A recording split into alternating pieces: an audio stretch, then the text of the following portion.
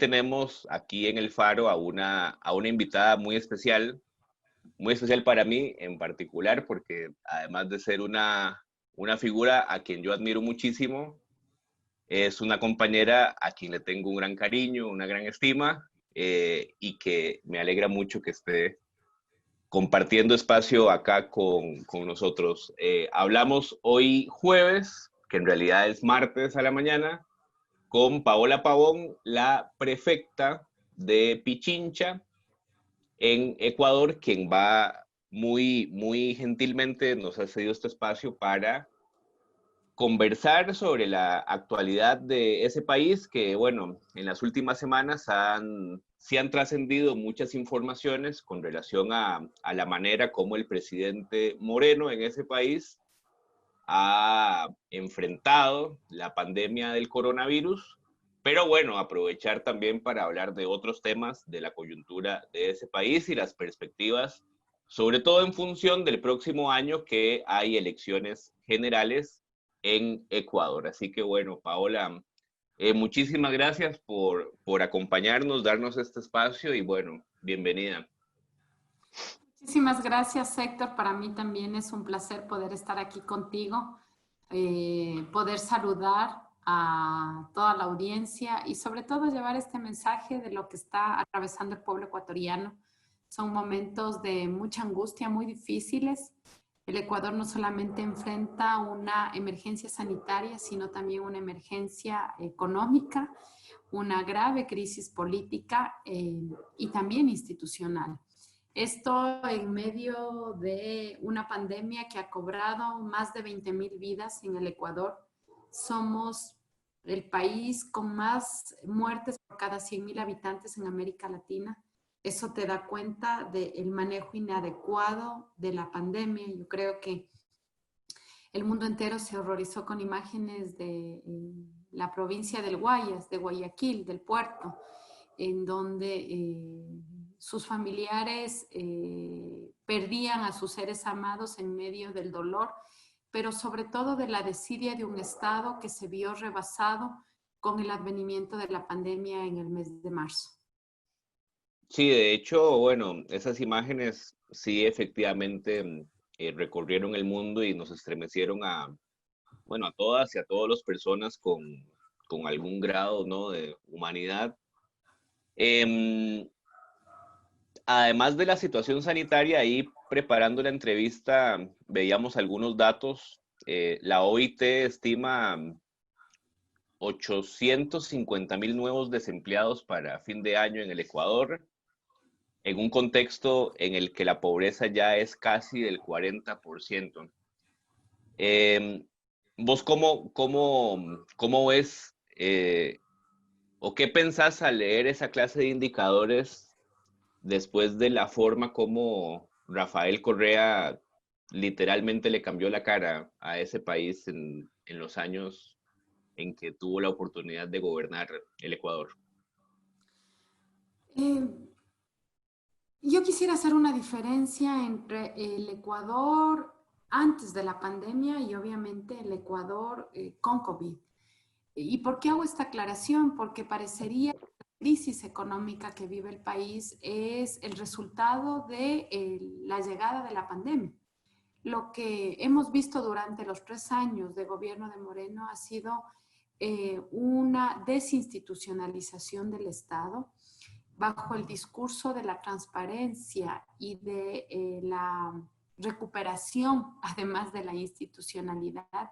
Se echó al traste una serie de políticas económicas, políticas de soberanía económica y políticas de desarrollo social que implementamos durante los 10 años del gobierno de Rafael Correa.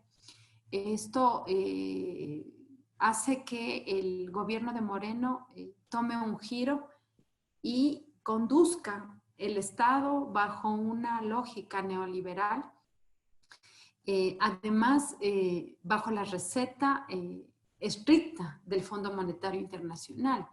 Me imagino que ustedes también en el año pasado escucharon en el mes de octubre varias noticias respecto de paralizaciones a causa de protestas ciudadanas y populares, precisamente por medidas que afectaban los intereses de las grandes mayorías, como por ejemplo el incremento del 120% de los combustibles. Una locura. Claro. Un golpe totalmente al bolsillo de los ecuatorianos y ecuatorianas, que hizo que miles de ciudadanos se movilicen en las calles y tengan como respuesta la represión brutal de los sectores de la Policía Nacional y las Fuerzas Armadas. Hago esta aclaración porque durante los meses de octubre, noviembre y diciembre del año pasado se intentó colocar la receta del Fondo Monetario Internacional, que implica recortes en las políticas sociales, el discurso de hay que echar el Estado, por lo tanto, despidos, se seguía protegiendo al sector importador, y esto en una economía dolarizada como la nuestra es muy grave. Se dejó de lado la reactivación del sector productivo, de la industria nacional, y eso ha tenido un impacto directo en el empleo. Y claro, si a eso tú le aumentas la recesión económica producto de la pandemia y producto del confinamiento, y además la poca capacidad de movimiento del sector externo de nuestra economía por la lógica mundial de que se han parado las fronteras, se han parado las exportaciones, se han parado las importaciones, tú tienes el impacto que hoy vemos. Pero la mayor razón de la crisis económica que atravesamos este momento, porque tú me decías, los datos son Claro. que el año vamos a tener 800,000 personas en el desempleo. El tema es que durante los 3 años de Moreno calculamos que ya tenemos 800,000 personas en el desempleo. Solamente de los 130 días de la pandemia se calculan 400,000 personas que han pasado a la economía informal. Tienes una baja de 200,000 personas que han dejado de contribuir a la seguridad social. Ese dato es determinante porque son personas que de forma inmediata han pasado a la desprotección total. Entonces, no tienes acceso a ninguna protección de salud, no tienes la posibilidad de ningún crédito que te permita subsistir en este momento, en esta emergencia, el crédito, el seguro de desempleo, un crédito que te permitía desde la seguridad social atravesar un momento difícil y una crisis. Es decir, has pasado absolutamente a la informalidad. Pero me parece importante, sobre todo para nuestra audiencia internacional que no está en el día a día de la realidad ecuatoriana, Claro. esta diferencia. No ha habido una brújula económica, un horizonte económico hacia dónde caminar durante estos 3 años, y esto explota con las consecuencias de la pandemia. Ahí, sí, un poco en la misma línea de lo que vos bien apuntás, sí pareciera ser de consenso la idea de que Lenín Moreno es un presidente, em, ni siquiera encuentro un No vas a término encontrar. para nombrar eso, pero voy al hecho de que creo que tanto por derecha como por izquierda hay un consenso de que es un presidente que está como en un tiempo extra. De hecho, hay unos datos, él ya tiene una aprobación bajísima del 24% según una encuesta que vimos de ese datos, pero un dato que es del año pasado de CELAC mostraba que apenas el 26% de la población considera que Lenín Moreno es quien en realidad gobierna el país, frente a un 46% que considera que son los grupos económicos dominantes, si se quiere, en el Ecuador. El próximo año son las elecciones generales, como decíamos.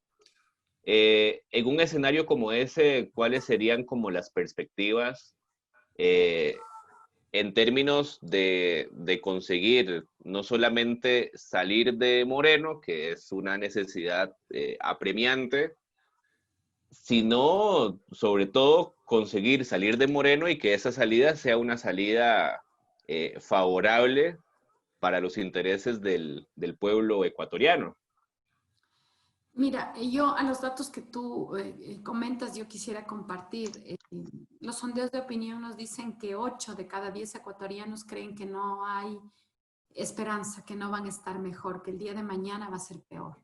Este es un estado de ánimo similar a la crisis del 99, cuando el Ecuador perdió su moneda y fuimos al proceso de dolarización y tuvimos un estallido económico y social que terminó con 3 millones de ecuatorianos de migrantes que abandonaron su patria porque no sentían que aquí había futuro, que había horizonte.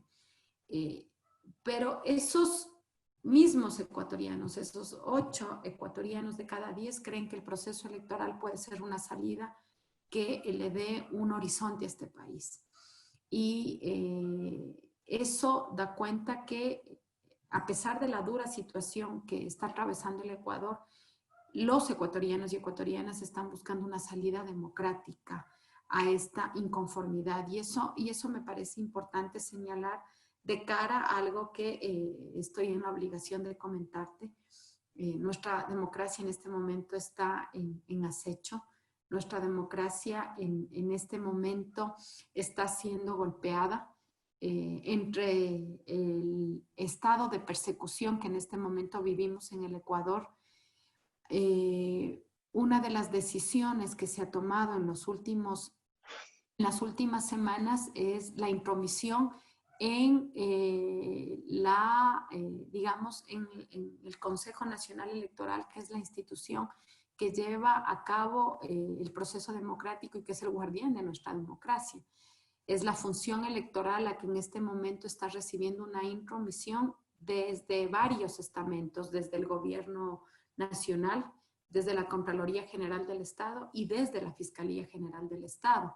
¿Por qué? Porque lo que están buscando es que en este proceso electoral que se llevaría en febrero del próximo año, que se llevaría a cabo en febrero del próximo año, se proscriba a la organización política que en este momento representa la mayor fuerza política organizada en el territorio ecuatoriano, que es Compromiso Social por la Revolución Ciudadana, y hay un intento de proscribir a Rafael Correa para que pueda ser parte de la papeleta en el 2021. Nosotros hemos anunciado como organización política la posibilidad de que Rafael sea candidato a la vicepresidencia de la República.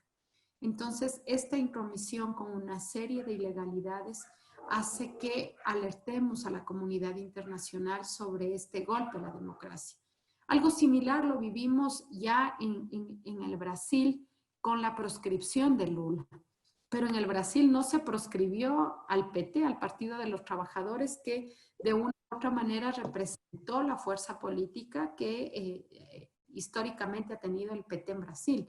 Acá los golpes a la democracia son todavía mucho más violentos, virulentos, agresivos, al margen de toda legalidad. Y precisamente lo que buscan es proscribirnos en términos generales a todos los que representemos esta fuerza política, pero además atentando el derecho que tienen los ecuatorianos y ecuatorianas a optar por quién se sientan representados. Entonces, esa posibilidad de darle horizonte al país en un proceso electoral del 2021 se ve golpeado en este momento con estas fuerzas al margen de la ley, con toda una operación del Estado, porque esos electores se están quedando sin la posibilidad de hacer el legítimo derecho de su elección. Sí, sí, sí. Vos ahí mencionabas o hacías alusión a este término desinstitucionalización. Y bueno, un poco vos misma en tu fuero personal has sido víctima de eso. Supongo que no lo mencionaste pero bueno, Paola, para los que no conocen, cuando fueron las movilizaciones de octubre, en el momento en el cual el gobierno de Moreno llega a una negociación con la dirigencia indígena de ese momento, fue apresada de manera arbitraria junto con dos compañeros más, con Cristian González y con Virgilio Hernández, que es uno de los dirigentes también más importantes que tiene la Revolución Ciudadana, y ellos fueron liberados hasta el mes de diciembre aproximadamente, ¿no? Esas causas todavía están abiertas, ¿verdad? Tú decías hace un momento, es difícil hablar de la persecución y de la judicialización de la política en primera persona. Y desde el mes de octubre del año pasado, en donde fui apresada, más de 72 días privada de mi libertad de forma ilegal, inconstitucional, sin respetar incluso el cargo de elección popular que ostento gracias Claro, al cariño del pueblo de Pichincha. Yo fui electa por votación popular, hace que podamos señalar que el proceso de persecución en el Ecuador, a diferencia del resto de países de Latinoamérica, como sucedió en Brasil, como sucedió en Argentina, y claro, la peor de las formas, el detonante en Bolivia, nos permite decir que en Ecuador ha habido el consenso de todas las instituciones y todas las funciones del Estado en esa lógica de persecución. Nosotros primero fuimos arrebatados, se nos arrebató nuestra organización política que fundamos, que fue Alianza País.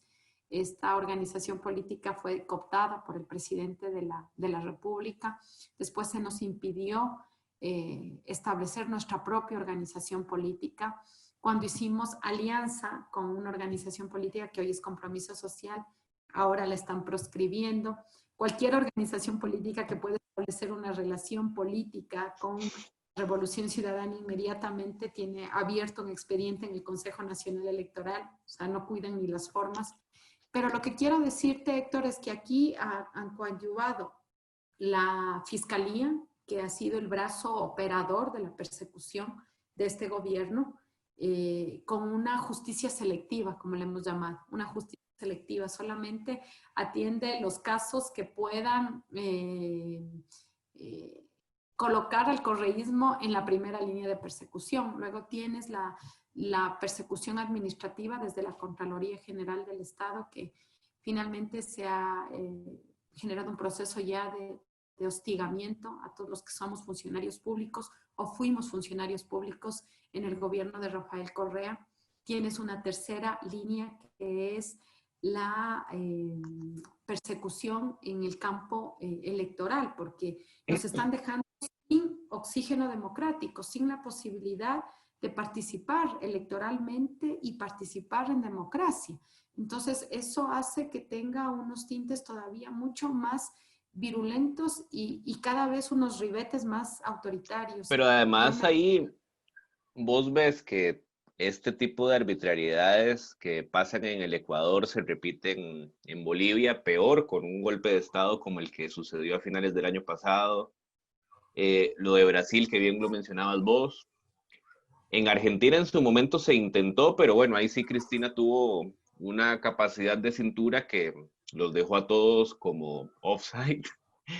Eh, y la organización de los Estados americanos frente a esos casos es un mutis absolutamente ensordecedor y todos los días, en cambio, en relación al tema de Venezuela, hay un tema que escuchándote también es que se ha querido estigmatizar a los gobiernos populares de la década pasada y antepasada en relación a este tema de la corrupción, ¿verdad? Que además de la persecución judicial, el famoso Lawfare, hay una persecución en la parte administrativa también. Y ya es casi un lugar común que, bueno, el gobierno de Correa era un gobierno corrupto, digamos, ¿no? Pero nadie habla, o muy poco se habla, de la corrupción del gobierno de Moreno. El presidente Moreno se ha visto envuelto en temas relacionados a los Panama Papers. Es decir, es un sinnúmero de corrupción que ni en el Ecuador ni en ninguna parte se habla de eso, ¿no?